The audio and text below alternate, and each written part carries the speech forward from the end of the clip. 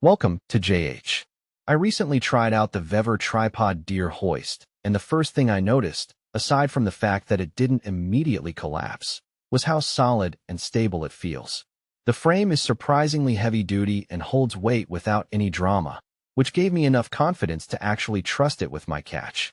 Setting it up is straightforward, and once it's in place, lifting and processing game is significantly safer and easier than the old way of just wrestling with gravity and losing. The pulley system operates smoothly and takes the strain off your muscles, which is a relief because I'm pretty sure my days of playing human crane are officially over. What I like most is how it balances brute strength with actual convenience. It's portable enough to haul out to the field, but remains stable enough not to tip over the second you look at it funny. It makes field dressing much more efficient and feels like a tool designed to survive more than just one lucky season. Overall, this hoist has saved me a massive amount of effort while making the whole process cleaner and more organized.